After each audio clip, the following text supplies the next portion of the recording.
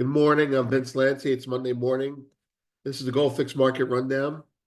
Today we'll be discussing China's insurance buying as being locked in context of a UBS report that we'll be sharing with you. 10-year yields are 444, up 5.5. The dollar is 99.52, down 25. The S&P 500 is 54.25, up 64. The VIX is 33.35, down 4. Gold is 32.23-ish, down 14. Silver is 32.25, offered 3 cents lower. Copper is 458, up 5. WTI is 62.30, up 71. Natural gas is 351 and change, down a half a percentage point, which is basically a penny and a half. Bitcoin is 84,890, up 1,200. Palladium is 933, up 18. Platinum is 948, up 5.5.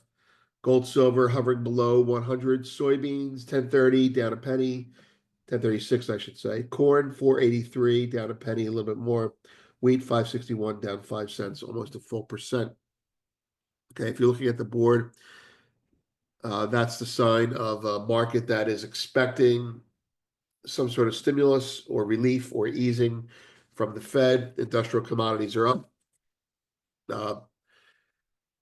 Even silver's up, right? Industrial commodities are up, stocks are up, bonds are up, the dollar's down. And that's it. So whether it be hope or reality, we'll find out soon enough. Okay. Homepage. We have about 9 stories this weekend. And of the 9, here's 3 that we think are very interesting. We're going to talk about China's insurance pilot plan, how it's really a mandate. That's the Sunday founders discussion that we shared with everyone, with premium, I should say. Lower left-hand side, American gold is German gold. That's a piece that centers on repatriation of gold into the U.S. and what the purpose of it is. And the top left-hand side is a founders post. We just, over the weekend, received some information about Goldman's new upgrade, and we shared that with founders. We'll be going through that again in more detail today for premium. Again, those are the posts from over the weekend that we think matter the most. China's insurance pilot plan is really a mandate. UBS raises gold targets by $500. American gold is German gold.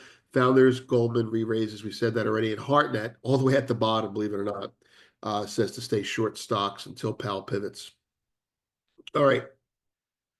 The main event, UBS gold analysis. China insurance buying locking in. UBS's CIO put out a brief note late last week as an entree into a longer note. And that it's titled, Taking the Gloves Off, Raising Our Forecast.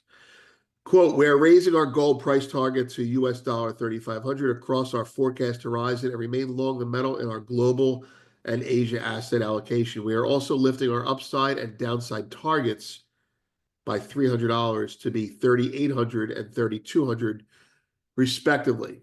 So that's basically their range, their risk range. 3,200 they think is a base case now for 2025, and 3,800 is a top side. Just a quick note, other banks have higher top sides. Goldman as high as 4,500, but that's a separate conversation. Staying with the bank, another excerpt. Aside from safe haven demand and tactical speculators positioning, we see signs of a more structural shift in gold allocations. For example, Beijing allowing insurance funds to invest in gold and central banks systematically raising gold's share of total reserves. This significantly supports demand, while supply is unlikely to respond much to higher prices.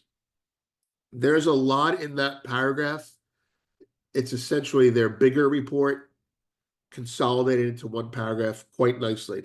And you can lose a lot of the emphasis of it because they're just trying to get something out and give people a summary. But without going through all of it, but just in a cursory fashion, the key word in this sentence is structural. right? That means China's market structure is changing to encourage gold to be owned, specifically insurance funds. We're going to focus on the word allowing. Allowing is the word that they use. Encouraging is the word that we used last week. And mandating is the word that we're going to use today for this very brief observation. Okay, so central banks systematically raising gold's share of total reserves. That's right. Where once we thought that gold was being bought by central banks, everyone thought that gold was being bought by central banks, uh, and they would stop buying at a point. Well, they're not. And they're not because they're changing their mix of reserves. They are literally de-dollarizing. They're diversifying. That's the word you'll hear is they're diversifying FX reserves. They're de-dollarizing. They're not selling. Anyway, you get the point. Okay, so for example, Bank of America says they could go as high as they should be about 30% of their reserves when this is over, and it will take anywhere from 2 to 5 years. So that's not something that's going to make gold spike to 5,000 tomorrow, but it raises the floor. And then this sentence here, significantly, this significantly supports demand, while supply is unlikely to respond much to higher prices. That's right. That's because the supply of the miners is scrap, and that's being spoken for as well. Now, another observation we want to make, which is very specific to the title, 250 to 300 tons of gold supply will be taken off the market. That means fresh mining supply indefinitely by end of 2025 as mandated, that's our word, by China's governing party to its insurance industry in continuing process of gold liberalization and de-dollarization. We had a conversation. What are we talking about there? We had a conversation with Bai Zhaozhen, a written conversation. And we were trying to get some insight into him about China's change in plans. You see, around March 25th, gold started to rocket again, and it coincided with an analysis that came out. And that analysis, coming out of China, was about the insurance company's plan. And it went from being the short and long of it is China announced that after the pilot plan is satisfied, we're going to ramp it up to 5%. We're going to include every insurance company. And that's step 4.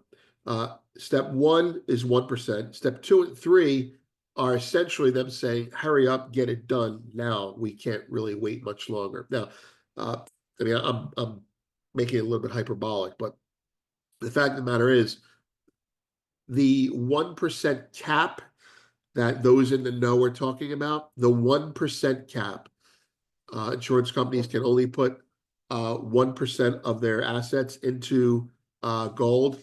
That wasn't a cap, that was a mandate. They want them to have 1% of their assets in gold by the end of 2025. So pilot programs for China are not really tests. We're rolling it out and we're going to stress test it.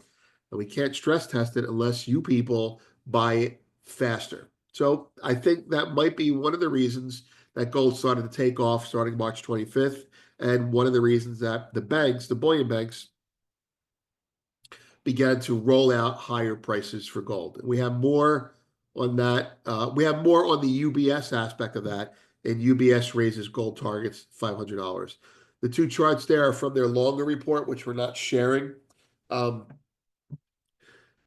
Visible gold stocks in London are lower, probably even lower than that.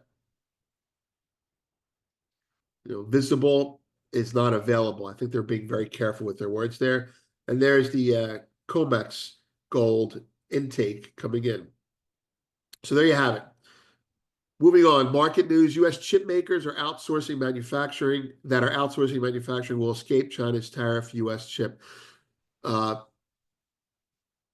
We highlight that because if you're trying to figure out what's going to get tariffed and what's not, if your industry is important for the US economy, it will not be tariffed. So we're not going to tariff, or at least not temporarily going to tariff. We're not going to tariff energy uh, uh, on a global basis. We're not going to tariff things that help our economy go, like things that make iPhones work on a global basis. We are going to tariff energy on a case by case basis. We don't like Venezuela, tariff it, or whatever you want to call it, sanction, right? So globally, you only tariff that which you do not need.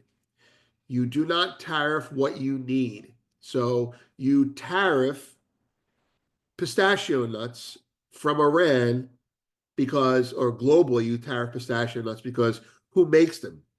Iran and Turkey. You're like, I don't give a shit about them. We have our own, right? You do not tariff uh, critical minerals. You do not tariff the things that you need to grow your manufacturing economy. So you can see the flip side of that is China is not going to tariff US chip makers because China needs our chips. So what we have that they need will not get tariffed, and what we need that they have, we will not tariff. And that's how it works. That's really how it works. It's what you need versus what you want. And uh, and then after you do your blanket tariffs, you you do carve outs with individual countries, and that's what Trump is doing. Rather, I think sloppily. I can't say that Trump is doing it sloppily, but I can say that voices that he's let loose into the wilderness uh, are not doing a good job of it. Anyway, so there you go. That's the comment about the tariffs. Data on deck, retail and housing this week. You can see that's all the data. Summary and final market check. This week, uh, last week, the end of last week, we saw several important bank reports come out. UBS, JP Morgan, Goldman Sachs, and probably others that we haven't seen yet. Those reports signify a realization and a ramping up of locked in demand by China, as well as increasing reliable ETF demand out of the West. Those things in combination are raising the floor and right now raising the ceiling. We would say that this week will probably be dominated by, looking at the markets themselves, here, put some charts up for you. This week will probably be dominated by uh, looking for the concerns about the Fed to do something to bear fruit. And that could happen, but we need a stable bond market first. And one of the ways you stabilize a bond market is by removing tariffs on Apple. Another way to do it more substantially would be possibly um, having private conversations with your trading partners like Japan and Europe. But one thing that will happen if they can't get other things to happen will be a way to stabilize long-term bond yields is yield curve control. And we've talked about it before. Yield curve control is a way to create inflation if you want it.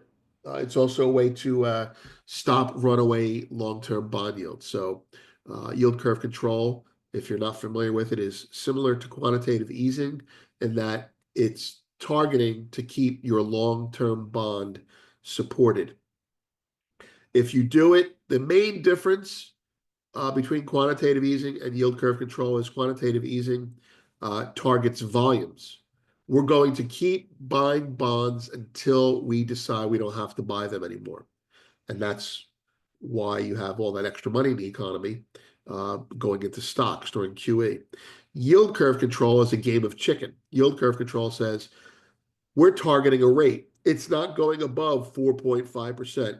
And every time it gets there, we're going to buy bonds until we break you. So it becomes a game of chicken. And Japan had done that for years. It also creates inflation but it hides it in the bond market. Now, I'm not sure if those things will happen, but those are the nuclear options that the U.S. has, and they will do them if they have to. The markets, top right-hand side, these are weekly charts. Gold is had a great week, obviously. It looks like visually a little bit of a capitulation, but if you look at the capitulations that gold has had over the past year and a half, you'll note that the capitulations are met with sideways movement, not big drops. Maybe big drops for a day. Left-hand side, silver a little more volatile, but silver is going to recover. You're probably going to see the gold-silver ratio drop significantly if the Fed continues to, or if the markets continue to believe that the Fed will ease. Lower left-hand side, that's the Swiss franc. We're watching that particularly because of the safe haven currencies, the yen, the Swiss franc versus the dollar. Gold is not outperforming the Swiss franc.